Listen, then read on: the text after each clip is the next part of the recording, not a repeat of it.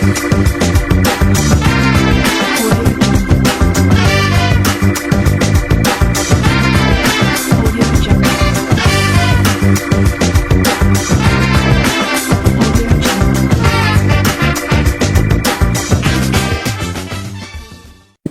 pemirsa, Siamo Tutti Fratelli, salam kemanusiaan. Senang sekali saya Azalia dapat kembali menjumpai Anda dalam KSR TV, berkarya tanpa batas, terdepan dalam kemanusiaan. Saat ini di samping saya sudah terdapat dua teman yang akan membersamai saya, yaitu ada Mbak Elsa. Halo Aza. Halo Mbak, dan Mas Soleh. Halo. Ya, teman-teman ada yang udah tahu belum nih? Kali ini kita mau membahas apa ya? Wih, apaan tuh? Sepertinya menarik. Aduh.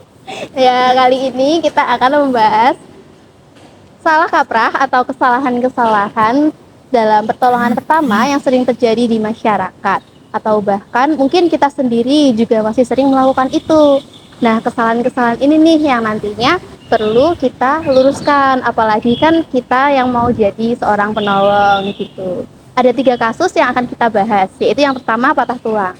Ada yang udah tahu belum nih, apa sih patah tulang itu? Tulangnya patah. Ya nggak salah sih. Iya kan, bener kan? Iya, kenapa kok bisa patah? Mungkin karena kejatuhan benda bisa juga. Kecelakaan juga bisa. Kecelakaan, ya bener banget.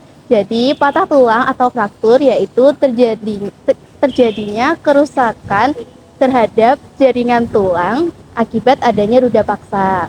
Nah, gejalanya seperti adanya pembengkakan, nyeri, memar, atau bahkan tulangnya kelihatan, dan lain sebagainya. Nah, patah tulang ini ada 2 jenisnya loh teman-teman. Ada yang tahu apa aja? Aku tahu. Jadi patah tulang itu ada 2. Ada yang terbuka sama tertutup. Kalau yang terbuka itu tulangnya kelihatan dan langsung bersentuhan langsung dengan udara luar. Tapi kalau tertutup itu tidak merusak kulitnya kayak gitu, Za. Ya, bener banget Mbak Elsa. Nah, kalau patah tulang, apa ya yang seharusnya dilakukan? Dibawa ke tukang urut aja. Loh, jangan kayak gitu lah. Yang benar itu dibidai. Oh. Ya, bener ya teman-teman. Jadi kalau patah tulang itu jangan dibawa ke tukang urut, tapi dibidai untuk menghindari pergerakan, melindungi dan menstabilkan bagian tubuh yang cedera.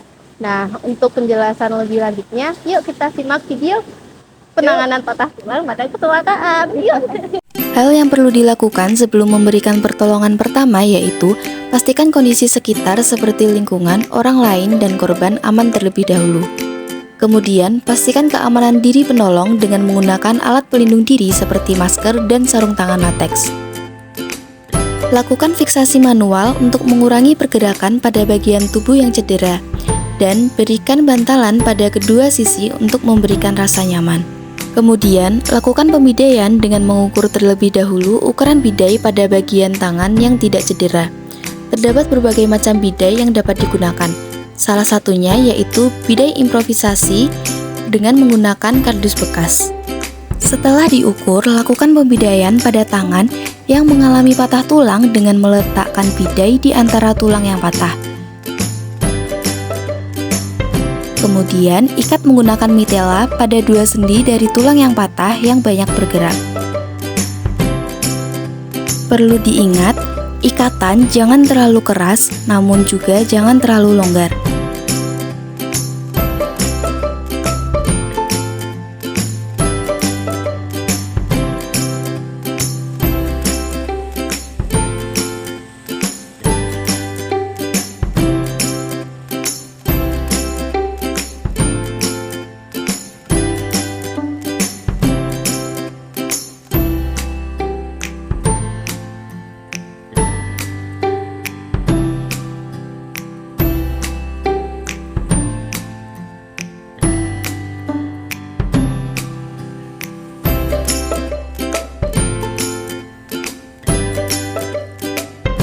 Kemudian, istirahatkan lengan yang patah menggunakan mitela dengan meletakkan ujung tengah segitiga pada siku dan mengikatkan 2 sisi lainnya ke belakang.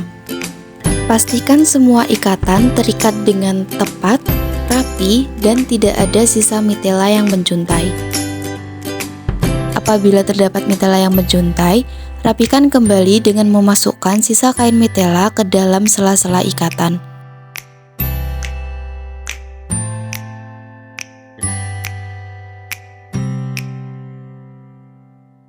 Nah, itu tadi video terkait patah tulang. Terus kayaknya tadi di akhir ada kelihatan sesuatu deh. Ada yang tahu itu apa?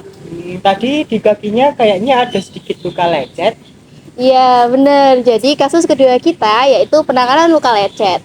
Aku yakin pasti di sini teman-teman semua udah pernah kan ya menangani luka lecet. Coba gimana? Aku mau denger nih dari Mbak Elsa. Kalau dulu aku ya Zaleh, waktu aku kena luka lecet, itu yang pertama tak bersihin dulu pakai antiseptik. Terus kemudian habis itu ditutup kayak gitu. Oh, oke, bener. Kalau masalah? Kalau ibuku dulu sih dikasih air ludah, kemudian didoain muja pajamu gitu. Waduh, yang bener tuh nggak kayak gitu Soleh. Ya, jangan kayak gitu ya teman-teman. Mending kita jangan aneh-aneh deh. Ya, walaupun emang ada jurnalnya mengatakan bahwa air liur atau ludah dapat menyembuhkan luka, tapi itu tidak disarankan ya teman-teman. Soalnya air liur atau ludah itu juga dapat berpotensi menyebabkan infeksi lebih lanjut. Karena kan kita nggak tahu ya di dalam ludah itu tuh ada virus atau bakteri apa aja. Apalagi kalau misalnya kebersihan mulut kita kurang terjaga. Kan nanti takutnya nggak malah makin bahaya nggak sih? Iya, bener banget. Ya, jadi yuk kita lihat video penanganan luka lecet. Masih menggunakan APD, lepaskan atau singkirkan segala sesuatu yang sekiranya akan mengganggu penanganan, namun dengan izin korban terlebih dahulu. Bersihkan luka dari kotoran yang mungkin menempel dengan air mengalir, atau larutan garam, atau juga dengan cairan NaCl bila punya. Lalu, oleskan luka dengan antiseptik untuk mencegah terjadinya infeksi lebih lanjut.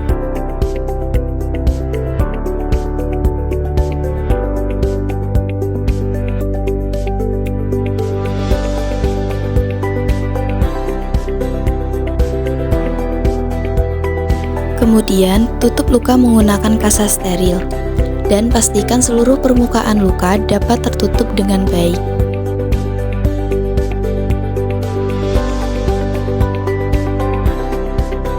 Selanjutnya, balut menggunakan mitela untuk mempertahankan penutup luka.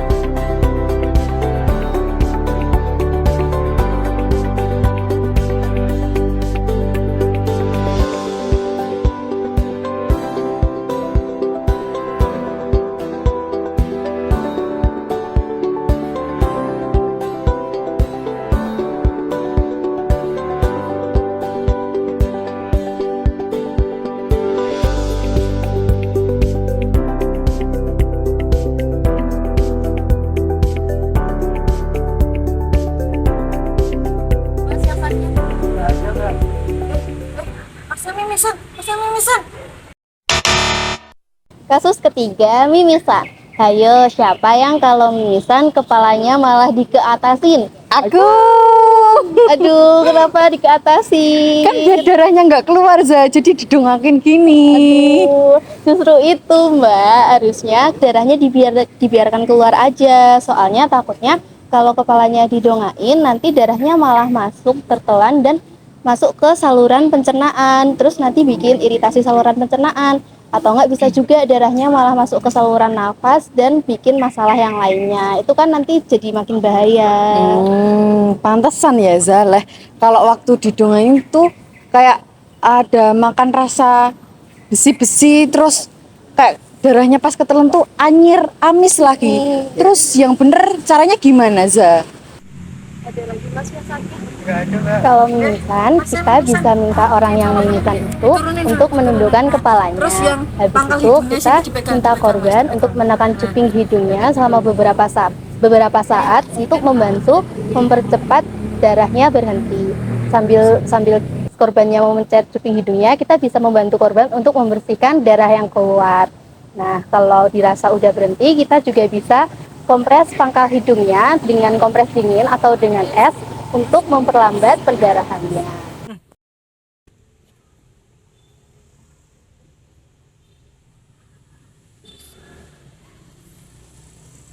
Nah, itu tadi langkah-langkah pertolongan pertama pada beberapa kasus dan juga kesalahan-kesalahan yang kerap terjadi di dalam masyarakat.